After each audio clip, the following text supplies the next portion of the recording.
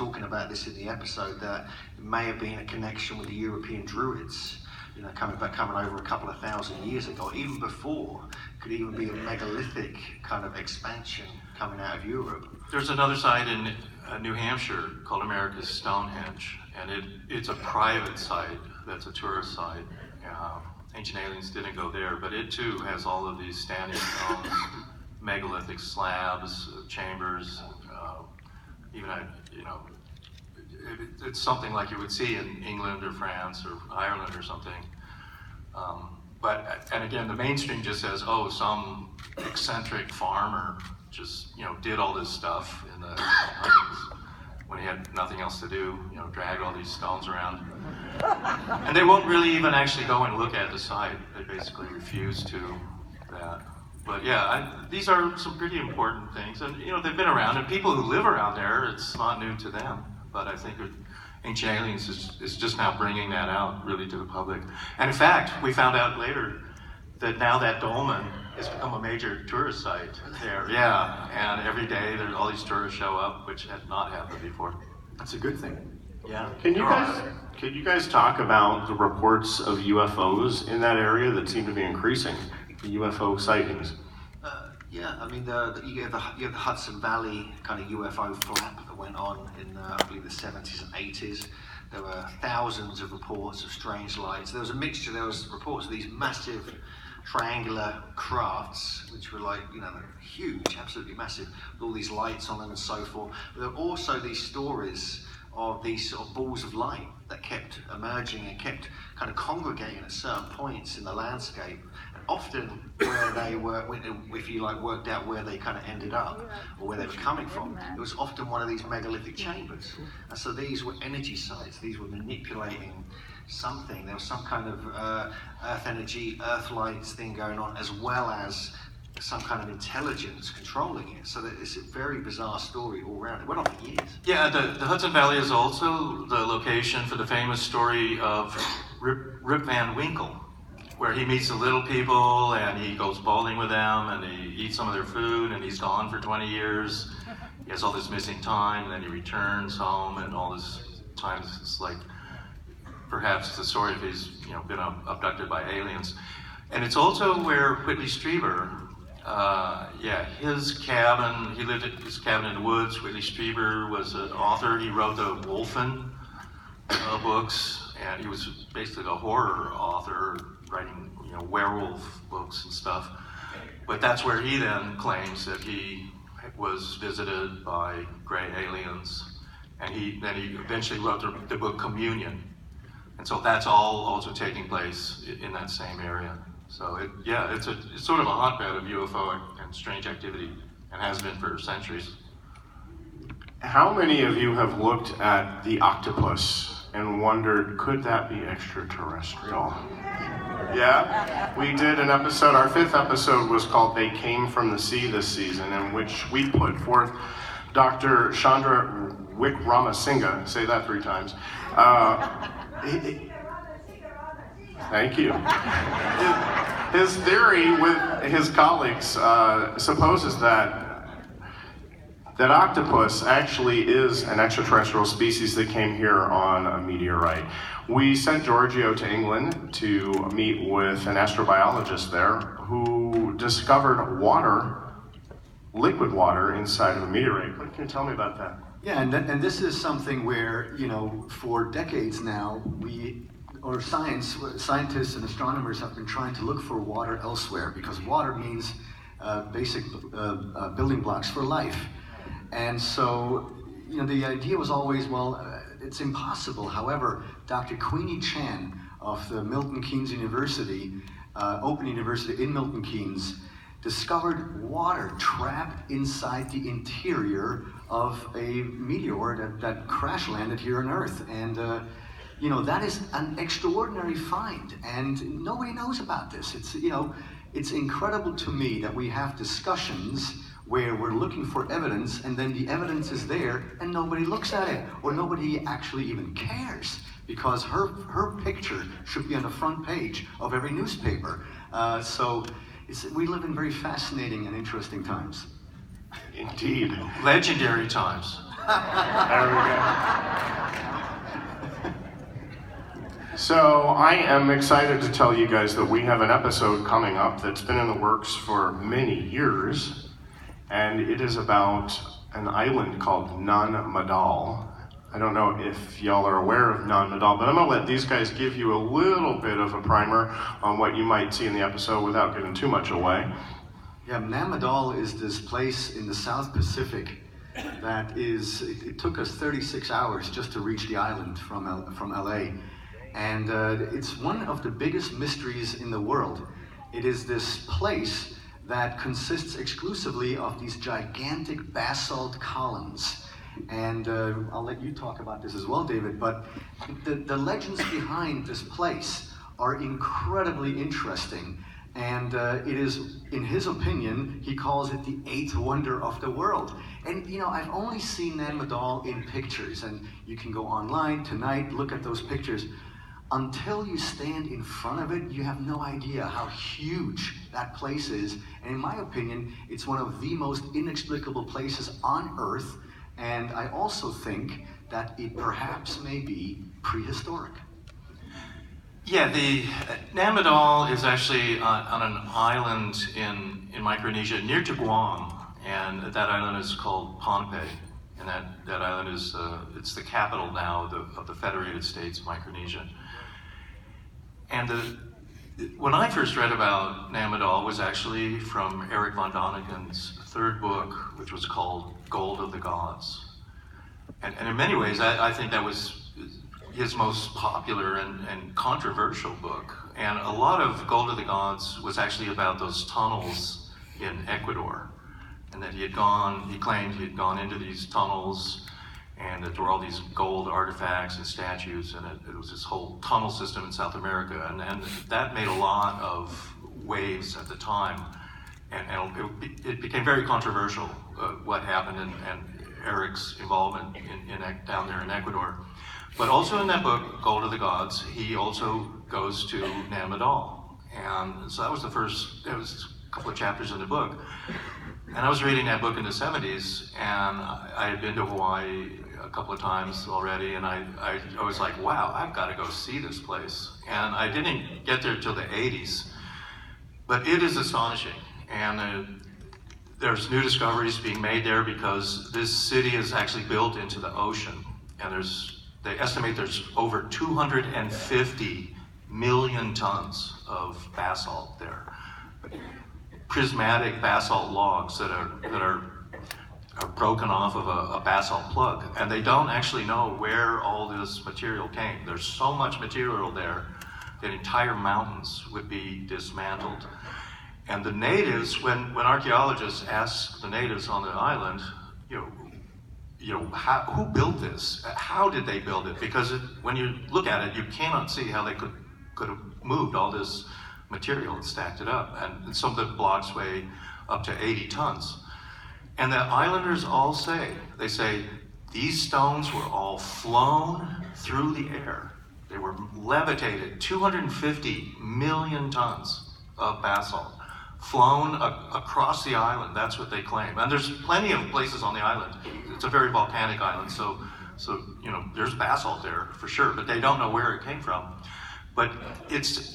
But archaeologists, everyone on the island, when they keep asking people, how did you build this? Who built it? And they say these two brothers came, from the sky, and they built a city. And they did it by levitating all of these stones and putting them in place. There are 100 artificial islands, and most of the city is in the ocean. And many parts of it are underwater. And I mean, the whole place is just astonishing. And then we came with a structural engineer named Dr. Henry Burton. Henry Burton, right. And he had never been there before. He had no idea what he was going to see. And he was amazed. Take it away here. Yeah, I mean, Doctor, it was great in this episode that we will have the structural engineer on the show because, to David and I, and also for Hugh, we're always interested in what it takes to actually make this happen. And so Dr. Burton very quickly volunteered saying that you need calculus in order to achieve something like this. And of course, that all requires planning and a writing system. And this is something where the archaeologists themselves say, those people didn't have that. Well, you can't have it both ways. So it's, and you know, what David and I thought was kind of funny is that he was blown away by a small, relatively small lintel stone where maybe a ton or two, but there are lintel stones worldwide that are as heavy as 150 tons. So tell me the calculus about that one. So, you know, Dr. Burton, I think, will start investigating other sites as well.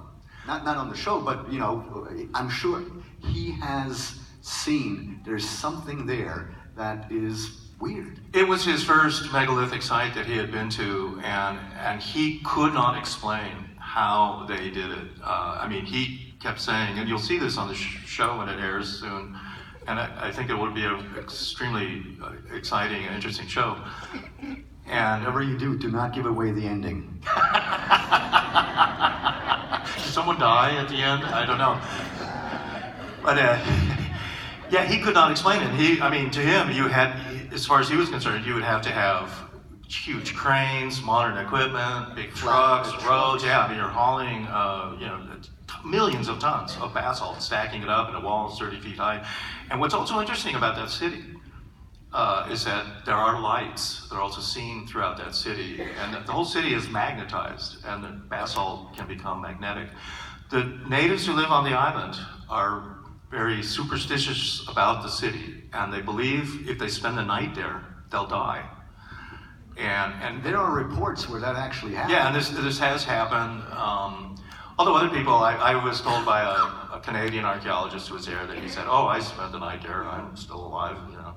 But what people see there at night sometimes is lights. Lights move around the city, and you were talking, Hugh, about lights being seen out of these chambers and things like that.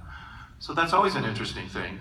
And by the way, with lights, for you Texans, there's the Marfa Lights out there in West Texas. I don't know if you've ever been out there, but that is every night, those lights at Marfa. And when I was there, it's the most consistent, unexplained phenomenon in the United States is the Marfa Lights. And the state of Texas has actually built a special rest area there with binoculars for people to watch the Marfa Lights. I mean, it's recognized by the state.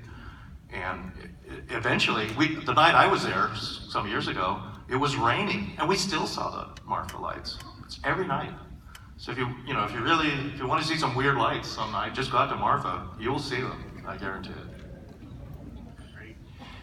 Another episode that we did this season, y'all might have seen it a few weeks ago, was called The Alien Infection. And in that episode, we look into the theory that viruses might have come from outer space and changed our DNA. And we sent Giorgio off to Whistler, Canada, to a glacial ice cave only reachable by helicopter.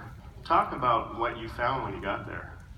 Yeah, I had the great privilege to work with Dr. Richard Hoover, who was, or still is, an astrobiologist, and in fact, he was there with Wernher von Braun in the 1960s with NASA. And so here we have this, bona fide, old-style, classic-style rocket scientist, essentially. And, it's always so amazing. He was 85 or 86 years old. And that man was running around that ice cave like a 5-year-old. So excited, still so enthusiastic about the topic that he's been following all his life. And, I mean, the guy just, because sometimes there's things that you don't see on the show, but in between takes, he would actually wade into the little creek, which was ice cold, and just walk around and collect samples, all, while he was on break. And, what he showed us there were these worms that were wiggling around in the ice. And those worms, according to Dr. Hoover, came from outer space. So there we have extraterrestrial life right in front of our eyes, and the newspapers around the world are still wondering, is there life out there? Yes, and it's all here already. There's a gigantic connection between what's happened here and what's going on out there. So it's incredibly fascinating. Hugh, what new discoveries have been fascinating you lately? Oh, okay. I've been doing a bit of research and a bit of traveling around the world. I mean, there was this thing that kind of caught my attention. I've just started researching this recently. There was a supposed cavity found in the Great Pyramid, for instance. This was about a year or so ago. They thought it was kind of not too far from one of the main chambers in there. But I've been looking into this, and there's actually some other ones in there that have been recorded. There's another one that was in the early 1900s when some surveys were done. There's one down next to the subterranean chamber that if you look at it geometrically, the descending passage and also the well shaft, if you continue where they would go, but they changed direction currently, they hit this kind of what they think is another cavity down by the subterranean chamber. And this really interests me. There's also another one behind one of the sort of, they think is the entrance where the great kind of lintels are that go like this. There may be another one behind there as well, but they just can't get in. It's like tunneling into solid rock. And what interests me about the subterranean chamber and that area of the pyramid is that this new chamber is directly below, geometrically directly below the Queen's chamber, and so there could be something there. And the subterranean chamber, something happened to me in there a few years ago, and weirdly, it was on the last day of the Mayan calendar, December the 21st, 2012. I was inside the pyramid, inside the very lower chamber. I was utterly sick. I got the worst food poisoning I've ever had, which lasted for about a month. That can happen in Egypt occasionally. And I'm going in that chamber. Nothing stopped me going in that chamber. I hadn't slept for days. I couldn't eat anything. I went down there and I was completely and utterly, when I got down, I was completely and utterly free of, being unhealthy and sick. It completely healed me. I felt like suddenly I got better like that. I couldn't believe it. I filmed myself and spoke, what's going on here? But when I climbed out of the chamber 30 minutes later, I was sick again. And the nausea and the sickness came back. So I'm obsessed by these lower chambers in the pyramids because they healed me. And I think that's one of the purposes of these structures, is that if you go to the right spot at the right time and you've got certain sickness, it can actually neutralize it just with the sort of pyramid energy sort of pumping down into that particular spot. Well, and pyramid means fire in the center. So yeah, the idea that pyramids focus energy or in the center of it. So, but I'm amazed that they just keep finding discoveries of places as famous as Giza inside these great big structures that everyone looks at every day. And there's still more discoveries to be made, so more research needs to be done, but again, trying to get through like a mountain of solid rock to get to them is a whole other story. There's a lot of new discoveries are being made every day as the years go by, and a lot of it's being done by LIDAR, satellite radar, and things like that. They've just found some new Mayan cities in the Petén jungles of Yucatan, and that whole area of central Petén, as they call it, and that's northern Guatemala and then parts of the Yucatan in Mexico, and that whole area, it was depopulated, but they believe that there's up to 100,000 undiscovered pyramids, because it's just a vast, unpopulated jungle. There's only what they call chicleros out there, and I've spent some time. Literally millions of people lived there before, and then they depopulated. This whole area was abandoned, and it's one of the mysteries of the Mayans why they left this en masse. Just huge cities just left empty. Mayanist archaeologists tend to think that there was a big drought and that somehow depopulated this Mayan area. Still no one's sure what happened to all these Mayans. The Mayans did not disappear totally. They still live in Guatemala and parts of Quintana Roo. So, yeah, this is a mystery, but because of the new space satellite radar, they're able to penetrate through the jungles and find entire cities that they didn't know were there. And they're using it too a little bit with shallow underwater structures. That archaeologists believe that there's over 200 known sunken ruins in the Mediterranean. So, I mean, that's 200 cities that are underwater, and like Atlantis and all these places. Once they start pushing back the civilization back to 12, 15,000 years ago, then many of these cities are going to be underwater, because geologists have been telling us that during the last ice age, 12,000 years ago, ocean levels were 300 to 400 feet lower than they are today. And so, just like today, we often build cities where rivers meet the ocean. So if you were building a city 15,000 years ago, and it was where a river met the ocean, that city would be 300 to 400 feet underwater today. And this is what people are looking for. Scientists, they recently, a couple of years ago, they found an obelisk off of Sicily that had been standing up, and it's in about 60 feet of water or so. But it's an obelisk that had fallen, and archaeologists are diving on it, and you can see some photos. So it's a whole mystery now of all of these underwater structures that they're starting to find in the Black Sea, in the English Channel, and in the Mediterranean, and in the Americas too. And all these sites underwater, they are the smoking gun for extreme antiquity here on Earth. And everybody's looking the other way. The evidence is there, and people are asking, where's your evidence? It's like, and that there's been earth changes. I mean, the earth is completely changed, and the geology 15,000 years ago, what the earth looked like, and the continents and the islands, was utterly, completely different than it is today. Yeah, there was actually a discovery this summer. I'll just recall this. There's in Spain, maybe 50, 80 miles from Madrid. There was a drought that went on in Spain, and they discovered, in this reservoir that had been filled up over 100 years ago or so, a stone circle that was like just under the water there. Because of the drought, it became exposed, and it created this sensation.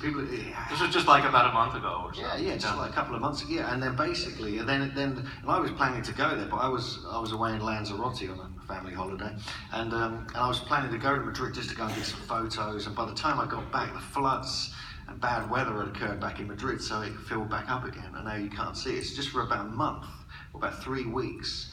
This lost stone circle was visible, and now it's gone again. So it just happens like this. Bizarre. Has anybody here been to Hawaii? Yeah? Wow, lots of you. We did an episode this season called Islands of Fire. And when you think of Hawaii, you think of beaches, you think of hula dancers, you think of luau's, Mai tais. Mai tais, yeah. Tiki bars.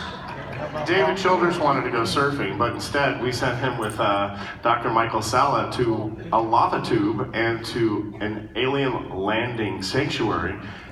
David, can you tell me about that shoot, and also who are the Menehune? The Menehune, right? And so we were in the Big Island of Hawaii to shoot that with Dr. Sala, and that was pretty interesting. We went into these lava tubes, and maybe a lot of you saw that episode, and that was something. And these lava tubes go 20 miles into the earth. The stories are that the Menehune, these little people who they attribute a lot of the early structures in Hawaii to, and that they still live there in Hawaii. They're these small little people, they're called the Menehune. Hawaiians are very familiar with that. And even today, people say they see these little people in the forest and stuff like that, coming out of lava tubes. And at one point, we went to this star visitors sanctuary, which is on the south side of the Big Island, where the lava flow. Remember, a couple of years ago, that lava was flowing, and it was taking out a bunch of houses and stuff. It was big news for a little while. So it created new land in Hawaii on the Big Island, and Hawaiian native kind of separatists, I should call them, royalists, they went out to this lava flow because it was new land, and they claimed it for this, ancient kingdom of Hawaii kind of thing that they were trying to set up. And then they made it into this star visitors sanctuary for the starmen to come down from the sky and to make it a place to land for them on this new land. And so we went out there to shoot, and we walked out onto the lava field where the star sanctuary was, and they had made a very small stone circle around it to outline this sanctuary. And then the crew got out their drones to try and to do a bunch of the filming, and they had it all planned out. The drone was going to do this and that, but the drones wouldn't work. And I mean, they spent like an hour, the crew, trying to get the drones up, and they finally just said, the drones will not work here. The site itself was so heavily magnetized, and there was this strong energy there that they could not operate the drones, and they eventually just gave up at those shots or using the drones there, and that was quite astonishing. We were all just like, what? And nobody could really explain it, except that somehow this area had this very strong energy and magnetism. And this is a place where the locals actually believe that their ancestors will return to, and they're welcoming them back, correct? Right, and they're saying, many Hawaiians believe that, yeah, their ancestors are from the stars, they're from the Pleiades.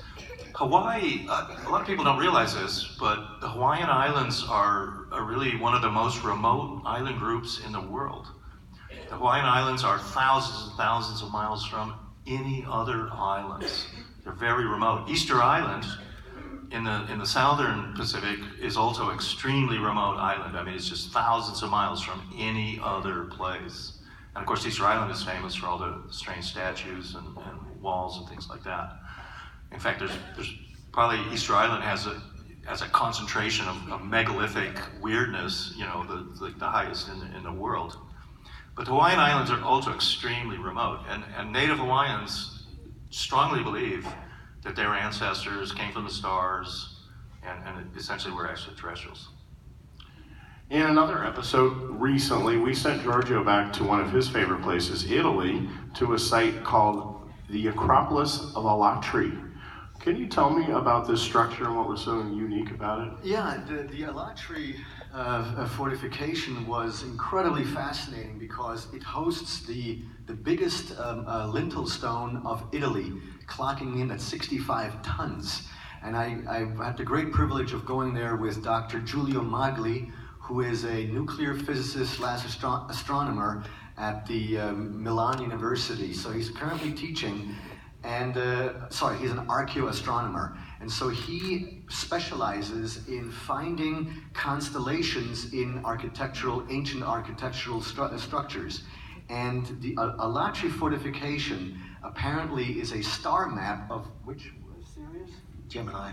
It's Gemini, yes. Gemini, yeah. So this, I mean, you cannot do this willy-nilly. So something had to have happened, and the idea that also from a pure stonemasonry perspective, you can actually see where the Romans began building, and anything that the Romans built in that area was built on top of older structures.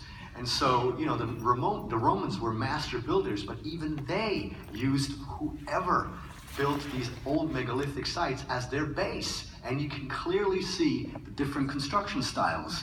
And this to me indicates that there was at some point some type of a megalithic culture who knew how to do this. And as David always says, it had to have been easy. Otherwise, they would have never, ever moved around blocks. Like what we see in Baalbek or wherever else, in Egypt especially, hundreds and hundreds of tons in one piece.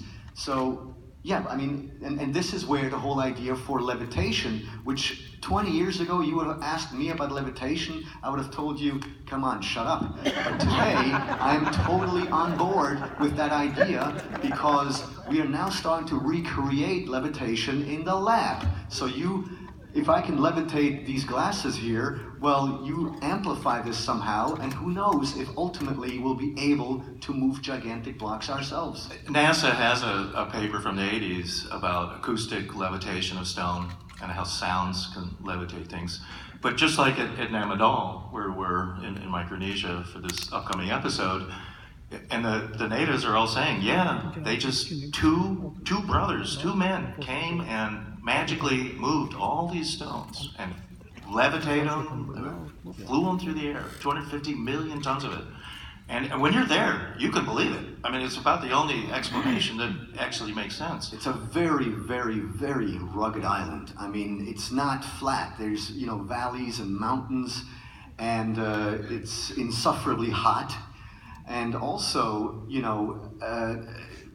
they actually were able, or you are able to identify where the rock comes from. And so it is now an established fact on that island that they only know the origin of 40% of the rocks used. Well, where did the other 60% come from? And then you have a story of two flying magicians, sorcerer twins. So, this is all, I can't repeat myself by saying it's so fascinating. There are similarities, actually, weirdly, because in Nam Madol, they're giant sorcerers. They're like giants who are also sorcerers, have these magical powers. And I read one old tradition that people, they did it so well, people would actually ride on the stones as they flew through the air. One of the legends is, that people would actually ride on the stones. But when you see megaliths all over the world, and when you're trying to move 100-ton, 200-ton blocks, obelisks typically are about 500 tons. The stones at Baalbek weigh up to over 1,000 tons, some of them.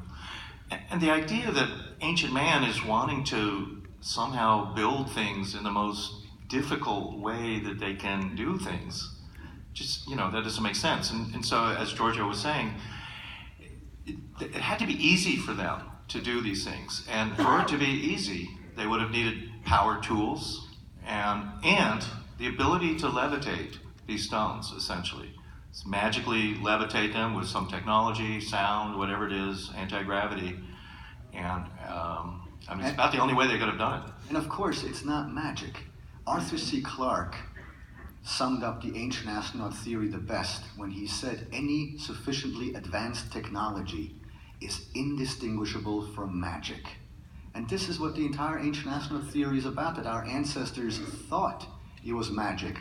But besides falling in love and the birth of your children, those are the only real magical things. Everything else involves a trick, a technological trick in magic. If you're on stage and you watch a magician, if any of you in here thinks that they actually have magical powers, that's, I can't help you. It's a trick. So, and this is, it's an incredible quotation because that is exactly what happened a long time ago. And so, of course, they would talk about sorcerer twins, but they were not sorcerers at all. It just seemed to our ancestors that they were. And okay, it is now time for our panel to take your questions. If you'd like to ask a question of our panelists, please step up to the microphone up front. We'll ask that you kindly give the panel your name and get to your question as quickly as you can so that we can accommodate as many questions of yours as possible. Oh, sir. Thanks, Doug. So my question is, we all know that there are pyramids all over the world. There's one pyramid complex I don't see a lot of information about on TV, and that is the Bosnian Pyramids. I know there are some people that still believe that they are natural land formations. I have visited the site myself and have seen many of the studies done, as I'm sure y'all are aware of those. I believe there's enough information to prove that the Bosnian Pyramids are real, and I believe they were built using alien technology. I want to know what the ancient alien theorists suggest about the Bosnian Pyramid complex. Hugh Newman? David Childress. George, this was for George. Sam Osmanovich isn't here to talk about his theory, but do any of you guys care to comment on that? You've been to the Bosnian Pyramid. Yes, I have. So were you there with Sam Osmanovich? Yes, I have. Yeah. And you've been there too, right? And you've been there too, David. Yeah, I have not been there. Giorgio needs to take this question. I'm pretty sure. Robert Schoch wasn't in this. And I know Robert Schoch. Yeah, Robert Schoch did not think that the Bosnian Pyramid was a real pyramid. One of the problems with the Bosnian Pyramid, and this is what Robert Schoch said, But I was not there with Robert Schoch. Actually, I was there with Hugh some years ago. And yeah, it looks very interesting. But here's the thing: if you go to the pyramids in Giza, as an example, or say the pyramids in Mexico, the Teotihuacan, and they're clearly man-made pyramids. And one of the things about all those pyramids is you can completely walk around them, 360 degrees. You can just completely walk around it. They're independent, individual mountains. But the Bosnian Pyramid, you cannot walk around that pyramid because what Sam says is attached to a mountain. And so there's a ridge there. And Sam's explanation for that is that they filled it in so that it was a pyramid, he claims. But that they had to then take what would have been probably millions of tons of dirt and filled in the gap between the pyramid and that mountain.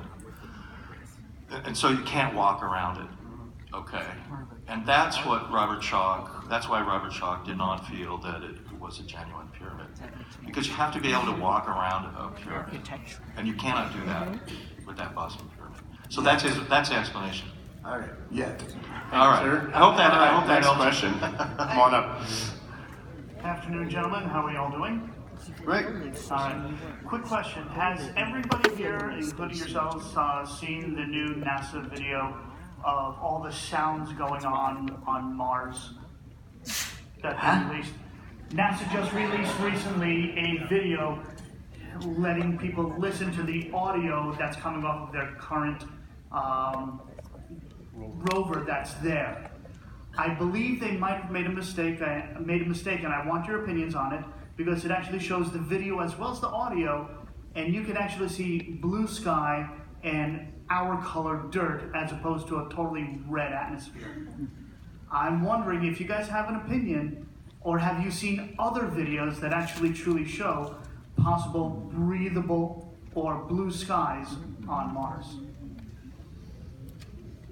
I know, I haven't heard of this, but Mars used to have an atmosphere. So the fact that there... It still has an atmosphere. Yes, yeah. yes. I mean, there's an atmosphere. So that, there, yeah. the moment you have atmosphere, that's when you see the sky as blue. Yeah, the sky, I believe, I've seen other photos that, yeah, the sky is blue on Mars, I believe. So did this slip through their color correction process? Or color alteration process, I guess. I think when you're on Mars and you look up at the sky, you're going to see a blue sky. Well, Not a red sky. I mean, the dirt, the Earth is red there, but the sky is blue, I think. Apparently on the video that's currently available on Fox News, as well as regular other news, including CNN, don't hold me whichever side I'm leaning towards. Why did you just go there? Because when you say Fox, For what? We're all amongst friends here. Come on now. True enough. We're all just friends here. Well, we may be on Mars already. We're from Mars. It shows brown dirt now, not red. So I'm just wondering if anybody here, even in the audience, has seen these videos yet.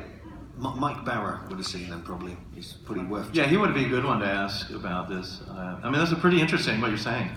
And I mean, there are structures on Mars, I would say. There are structures on the moon, there are pyramids, there's obelisks, there's towers, there's...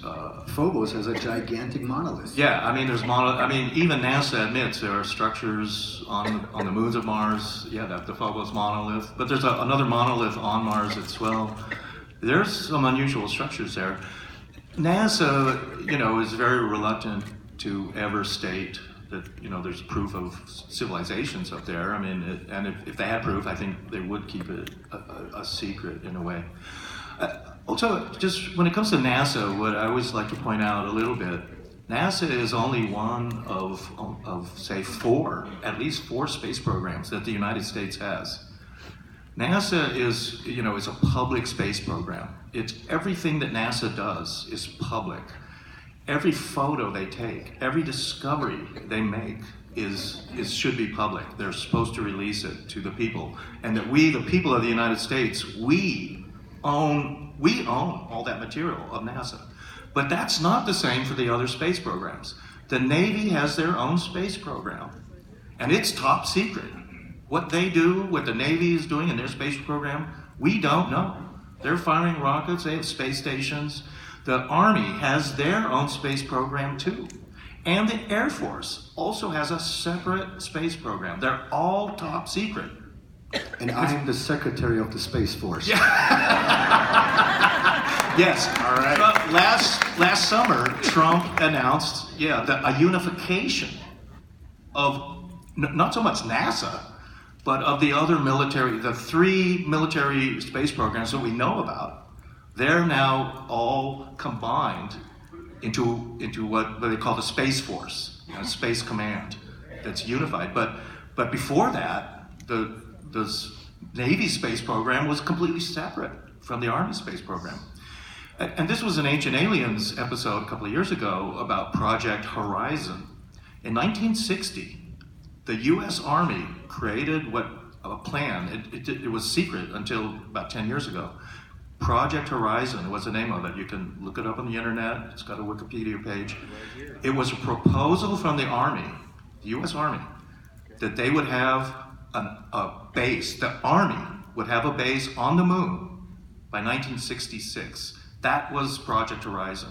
They had their own. They had a budget for it. They had rockets. They had the whole thing planned out. And according to Project Horizon, the Army would be on the moon 3 years before Neil Armstrong and Buzz Aldrin landed on the moon. So there's no reason why the Army did not carry on with their plan, Project Horizon. They say they didn't. They say, oh no, we just scrapped that. We never went to the moon. But many people think that that's not true. And that the U.S. Army and its space program, they already had a base on the moon by 1966. That was their plan. All right. Okay, next question, please. Come on up. Yes, my name is Cynthia. Hi, Cynthia. I come from Houston, Texas, and last night I was watching Ancient Aliens because I watch it every Friday night. I want to know about the Sierra Leone depth dig. I think they were digging for diamonds and stuff like that, and then they found these archaeological figurines. Right. Normally. The nomos. Yes, so I would like to know what kind of dig are they going to continue? Are they going to look for structures too? Are they going to look for other things besides just the figures? I mean, I don't know, but it's kind of Sierra Leone that's where these blood diamonds and stuff come from. I mean, that whole area is kind of a messed up area. It's not a place for.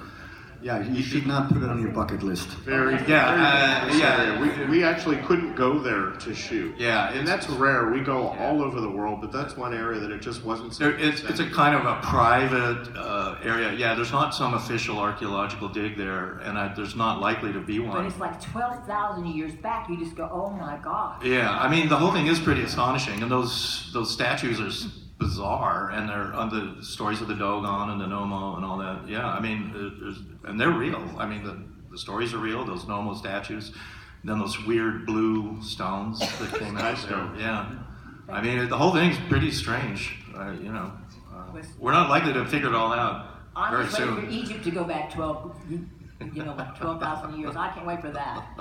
Thank you. Next question. Thanks. First off, I want to say mahalo nui loa for you being here today. As someone who lived in Hawaii and was born in Hawaii, I have friends who have personally seen Menehune, but have you heard of the Night Marchers? The Night Marchers are local lore of Hawaiian soldiers who have fallen in times past, and you don't want to be sleeping overnight on the beaches. Anybody who wants, I'm going to go camping on the beach, locals, we do not do that. Just beware of the Night Marchers. I wonder if you were going to do anything covering the Night Marchers or also Menehune too as well. Looking back, there's actually in the museum on Big Island where I have family, they have artifacts from Menehune. So I was wondering if you at the Bishop Museum. Yes, at the Bishop Museum. The Bishop Museum is one of the best. And the Night Marchers are famous in Hawaii. I think most Hawaiians know about the Night Marchers. Yeah, and they're essentially a kind of a ghost army of fallen warriors who come down, but people are very much afraid of them, and you don't want to meet the Night Marchers, like you're saying.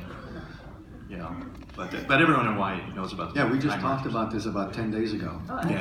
And the Menehune. What's interesting about the Menehune too is that people still claim to see Menehune. My friend saw one, but he's like, I was driving at 11 o'clock at night, and then this he's like, at first I did a double take, but I thought a midget from the circus escaped and he ran across the road. And then he's like, and he's wearing this like loincloth, and he goes, okay, I must be dreaming. And then he came back and he told me, he's like, yeah, I think I just saw Menehune across the road. Thank you for your question, and aloha. That's a good one. Aloha. Hello, sir. Yeah, how y'all doing? Hey, I got a question for you, gentlemen. Okay. Is there anything that you guys know that you could reveal to us at this moment that you could not reveal on TV? No. I'm hoping Giorgio will give us his deepest, darkest secrets Okay, now. one more before you Mua. Yes, sir. Now, you know, that thing was a real object. Yes. It was a cigar-shaped style object. Yeah. It went towards the sun, then it turned on the jettison engine and shot out. The sun normally is a gravitational pull, so is Jupiter. How did that happen? Give me your opinion.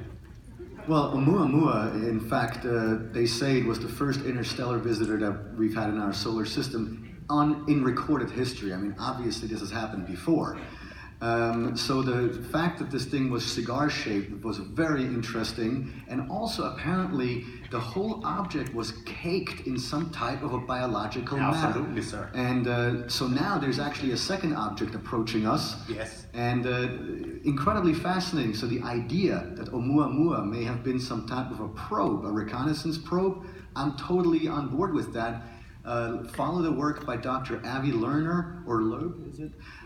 At the some university in Massachusetts, who to this day, he's very adamant, and he has become, in fact, more passionate and enthusiastic about standing his ground in suggesting that Oumuamua was an artificial object. I agree. Now, one other thing.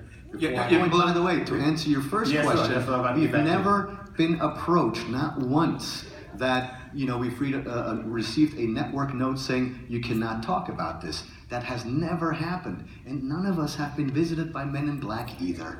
So you're saying you don't have anything that you can't tell us now that has been edited from the TV? You do want another season, right? Yes, sir. How you doing? My name's Jimmy. I got a question about LiDAR. Absolutely, you said it a little bit differently a while ago. Yeah. Absolutely amazing technology. But I have a fear that people are going to use it that aren't necessarily on the up and up archaeologists. Identify locations, because I mean you can find them at random now, right? And then more or less steal it, right?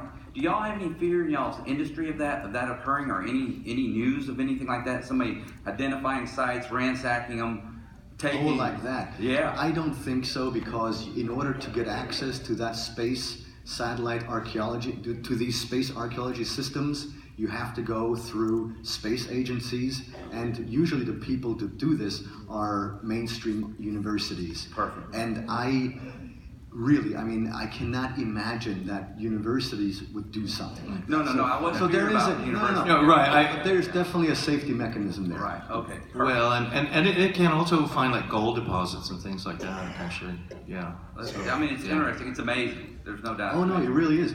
In fact, the part of this new Nan Madol episode will be that by the time we were there for about 10 days all in all, and by the time we got back, about 2 weeks passed, and a new study, a LiDAR study, was published, and we actually had to adjust the episode for this, where, that earlier David mentioned that the 250 million tons of basalt may actually be a conservative estimate, and the real number is probably 750 million tons of basalt. I mean, that's complete insanity. So, yeah. So this LiDAR technology and ground-penetrating radar is extraordinary. But here's the thing. I think the reason why these stories or these reports are now gaining traction is because of the internet. There is a platform where this stuff can be disseminated. In 1986, the Waseda University of Tokyo already brought ground-penetrating radar machines into the Great Pyramid, and they discovered additional chambers that are still there today in 1986. The story went nowhere. It should have been on the front page of newspapers worldwide, and nobody cared. And now they discovered this other cavity above the Grand Gallery, and that story went around the world in 2 seconds and everybody knew about it. Why? Because we have the internet. So the internet it's the greatest thing ever and also the worst. Thank you. All right, next question, sir. Hey guys, my question I guess is for Giorgio, but it's open to all of you. With all of the information that's coming out now, with the Antarctica whistleblowers, with the underground basalt pyramid, you were talking about the island of the large basalt pillars. Do you think there might be any sort of similar origin story connecting the two? That's my question. I don't know. Because I'm not, I don't know. Okay. That's something you might want to check out Linda Moulton Howe's site for, earthfiles.com. She's done a ton of research into Antarctica, and you might even write her and ask if there's a connection to non-Medal. She might have some really good insight into that. Okay, perfect. Thank you. Thank you. Hello, I'm Dennis.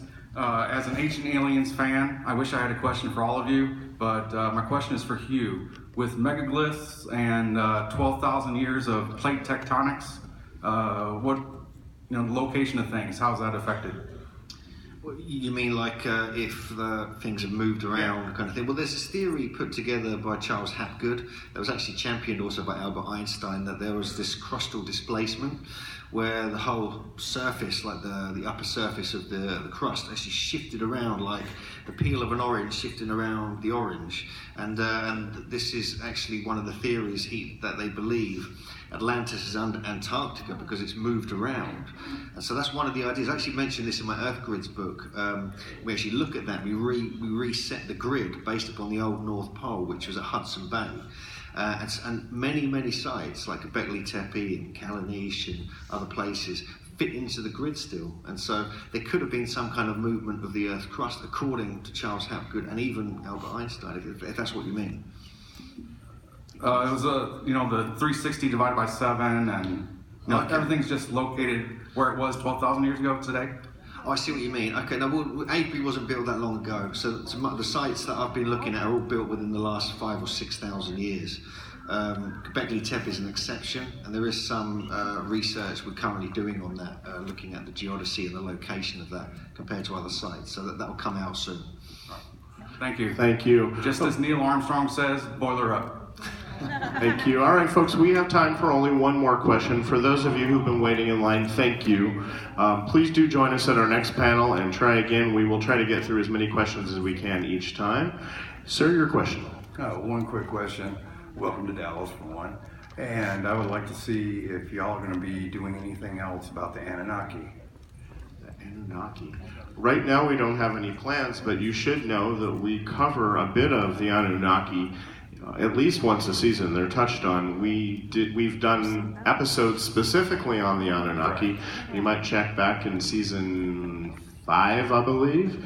There's a whole hour episode on the Anunnaki. Right. But I've seen that. I was just okay. Is there more that you'd like to see? By the way, the term Anunnaki means those who from the heavens came. So each and every Ancient Aliens episode is about people who came from the sky. So so you don't have to. The Anunnaki, in my opinion, of course they're a geographic area of the Sumerian, Babylonia, all of this, but those were the same extraterrestrials that visited the rest of the planet as well. So because that term means, translated, those who from the heavens came, and they came from the heavens worldwide. I forgot to tell you, we have an episode called Food of the Gods that's coming up, that's airing in a few weeks, and you will find out more about the Anunnaki and a unique connection. So stay tuned. Okay. All right. Thanks, everybody. Thank you very much. Can we get a round of applause for our panelists, please?